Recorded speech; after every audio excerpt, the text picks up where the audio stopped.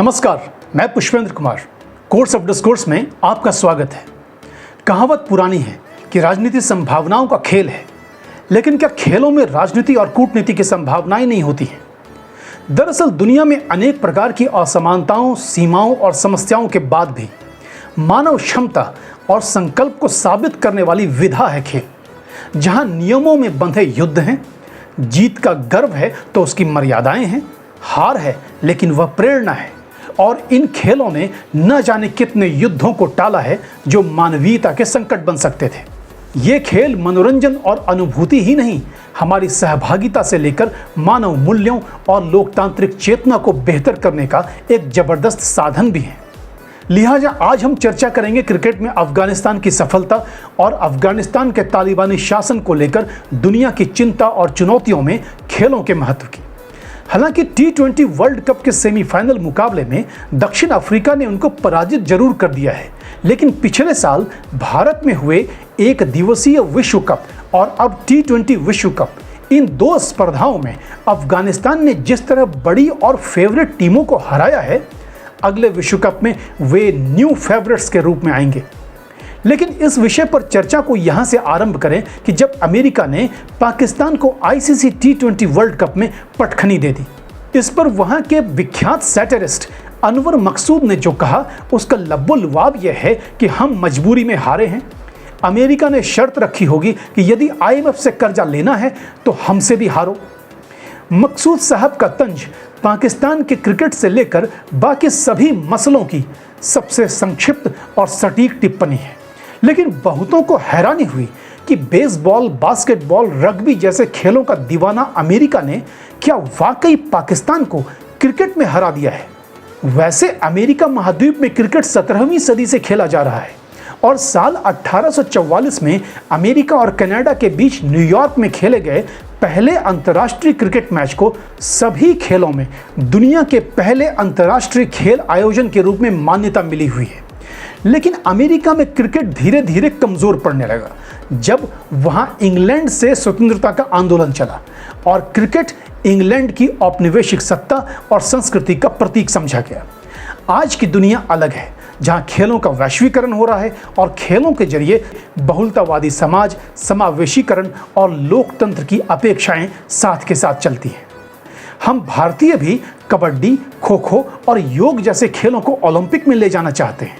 लेकिन इसको लेकर कोई संदेह नहीं हो सकता है कि खेल और उसके इवेंट्स में हार जीत किसी देश के कल्चर, इकोनॉमी से लेकर उसकी स्ट्रेटेजिक पोजीशनिंग और उसके सोशल रिफ्लेक्शंस में देखा, समझा और परखा जाता है।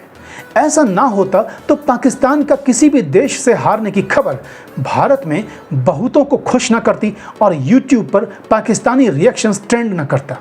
अब बात अफगानिस्तान की, जहां खेल, विशेषकर क्रिकेट, उनके भविष्य और संभावनाओं की बिसात पर सबसे बड़ा दांव बन सकता है। याद करें 2023 में भारत में आयोजित ICC विश्व कप मैच को, जिसमें अफगानिस्तान ने पाकिस्तान को हराया था। इस मैच में अफगानिस्तान के बल्लेबाज इब्राहिम जदरान को उनकी 87 रनों की शानदार पारी के लिए प्लेयर ऑफ द मैच चुना गया। उन्होंने अपनी पारी और अफगानिस्तान की जीत को पाकिस्तान में बसे उन लाखों अफगान शरणार्थियों को समर्पित कर दिया जिन्हें पाकिस्तान की सेना जबरन वापस तालिबान शासित अफगानिस्तान में भेज रही थी। और अब मार्च महीने में जब ऑस्ट्रेलिया ने अफगानिस्तान के साथ क्रिकेट सीरीज को यह कहकर रद्द कर दिया कि तालिबान शासित इस देश में महिलाओं की दशा बेहद खराब है, उनकी आज़ादी पर अनेक प्रतिबंध हैं और उन्हें विश्वविद्यालयों में पढ़ने और क्रिकेट जैसे दूसरे खेलों में भागीदारी करने से या खेलने से रोका गया है। और अब ICC T20 वर्ल्ड कप के सुपर 8 मुकाबले में इसी अफगानिस्तान ने ऑस्ट्रेलिया को शानदार तरीके से हरा दिया। बात यहीं खत्म नहीं हुई।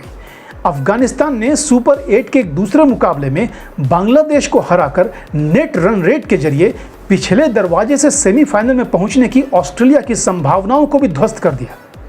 यानी अफगानिस्तान ने सुपर 8 मुकाबले में इवेंट फेवरेट ऑस्ट्रेलिया को एक नहीं बल्कि 2 बार पराजित किया। अफगानिस्तान ने अंतर्राष्ट्रीय क्रिकेट में जितने कम समय में जितनी बड़ी सफलताएं हासिल की हैं, वह आश्चर्यजनक इसलिए हैं कि तालिबानी शासन द्वारा कट्टर इस्लामिक नियमों को लागू करने के कारण वहां खेल, कला जैसे क्षेत्रों को अपेक्षित या पर्याप्त संरक्षण नहीं है।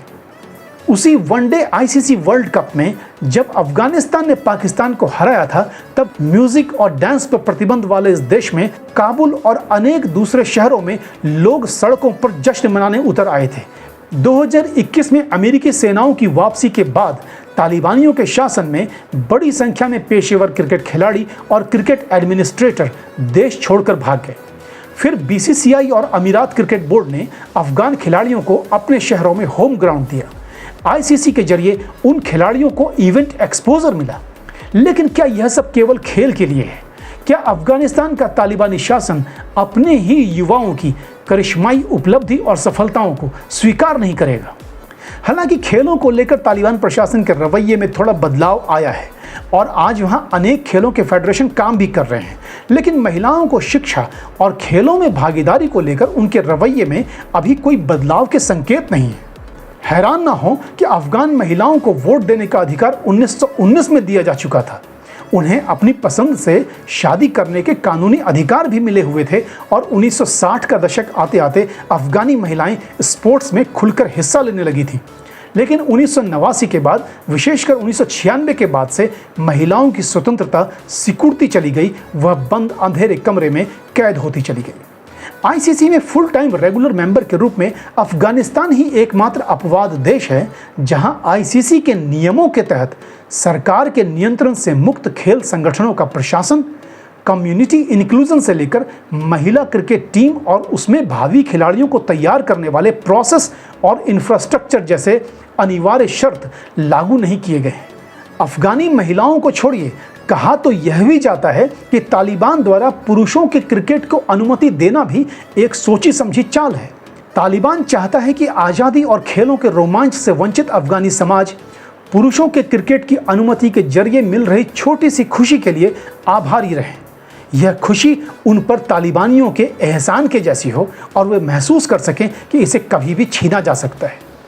कारण एक और है कि अफगानिस्तान में क्रिकेट पख्तूनों के बीच खासा लोकप्रिय है और तालिबानी प्रशासक उन्हें नाराज नहीं कर सकते। लेकिन क्या आईसीसी अपने चार्टर और नियमों का पालन न करने के लिए अफगानिस्तान पर प्रतिबंध इसलिए नहीं लगाया कि वह तालिबान के कठोर इस्लामिक नियमों से बंधे देश से वह छोटी सी खुशी को नहीं छीनना चाहते जो पुरुषों की क्रिकेट टीम उन्हें दे सकती है? याद करें कि श्रीलंका और जिम्बाब्वे के क्रिकेट बोर्ड में सरकारी हस्तक्षेप के मामले पर आईसीसी ने फौरन कार्रवाई की थी और प्रतिबंध लगाया, सुधारों के लिए उनको बाध्य किया। एक विचार तो यह भी है कि महिलाओं की खेलों समेत सार्वजनिक जीवन में भागीदारी, खिलाड़ियों का समावेशी प्रतिनिधित्व और खेल संगठनों का स्वायत्त प्रशासन न होने के आधार पर क्या अफगानिस्तान को अंतर्राष्ट्रीय क्रिकेट से उसी तरह वंचित कर दिया जाए जैसे दक्षिण अफ्रीका को उसके नस्लभेदी या रंगभेद की नीति के विरुद्ध बाध्य किया गया था, ताकि तालिबानी शासन क्रिकेट से लेकर समाज तक भेदभाव और दमन बंद करने पर विचार कर सके, नागरिक स्वतंत्रता की परवाह करने लगे। हालांकि यह भी सही है कि दक्षिण अफ्रीका में नस्लवाद की समाप्ति अंतर्राष्ट्रीय क्रिकेट से उसके बहिष्कार के कारण ही संभव नहीं हुआ है। हाँ, इस प्रतिबंध का एक असर उन पर जरूर था और साक्ष्य तो यह भी है कि दक्षिण अफ्रीका का क्रिकेट बोर्ड कम महत्वपूर्ण क्रिकेट सीरीज में अश्वेत खिलाड़ियों का अधिक संख्या में चयन कर इंक्लूजन प्रोजेक्ट में अपने औसत को कृत्रिम रूप से सुधार लेता है। लेकिन सवाल है कि क्या तालिबान दक्षिण अफ्रीका की सरकार के समान अपनी वैश्विक छवि को लेकर चिंतित है? लेकिन यह तो तय है कि अफगानी खिलाड़ी शानदार क्रिकेट खेल रहे हैं और खेलों के प्रशंसक यह कतई नहीं चाहेंगे कि तमाम दुश्वारियों के बाद भी अफगानिस्तान के खिलाड़ियों का प्रदर्शन, जो सामाजिक संकल्प और आशाओं का प्रतीक बनकर उभर रहा है, उन खिलाड़ियों और खेल को उससे वंचित किया जाए। पाकिस्तान के अनवर मकसूद के तंज के हवाले से ही यदि पाकिस्तान आईएमएफ कर्ज के लिए अमेरिका से हार सकता है, तो इसी तर्ज पर अफगानिस्तान में तालिबानी शासन क्रिकेट समेत सभी खेलों को पूरी स्वतंत्रता दे और उनमें महिलाओं की भागीदारी पर लगाए गए पहरे को दूर कर समावेशी खेल संस्कृति को अपनाए। क्या इस भावना को प्रेरित करने के लिए ऑस्ट्रेलिया हार नहीं सकता है? मुझे नहीं लगता कि विश्व कप से बाहर हो जाने और अफगानिस्तान में खेल संस्कृति के लिए संदेश देने के दो विकल्पों में से किसी एक का चयन करने को लेकर ऑस्ट्रेलिया को कोई संदेह हो सकता है। क्रिकेट के मैदान पर अफगानिस्तान के युवाओं का करिश्माई खेल उस समाज में यदि सपने, उमंग और राष्ट्रीय गौरव का भाव बढ़ा सकता है तो वे भी एक दिन नागरिक स्वतंत्रता और लोकतांत्रिक व्यवस्था को हासिल कर सकेंगे। किसी ने मुझसे पूछा कि पाकिस्तान तो फंस गया है, पूरब में भारत और पश्चिम में अफगानिस्तान, दोनों से हारने के बाद उनकी जनता के सपनों और उनके सामुदायिक गौरव का क्या होगा? मैंने कहा, यही वह क्रिकेट है जिसने आज भारत और भारतीय क्रिकेट से प्यार करने वाले पाकिस्तानियों की एक बड़ी पीढ़ी तैयार कर दी है। और फिलहाल आप पाकिस्तान रिएक्शंस देखा करें। आपने द कोर्स ऑफ डिस्कोर्स देखा, इसके लिए आपका बहुत बहुत धन्यवाद। कोर्स ऑफ डिस्कोर्स को लाइक, शेयर और सब्सक्राइब कीजिए। नमस्कार।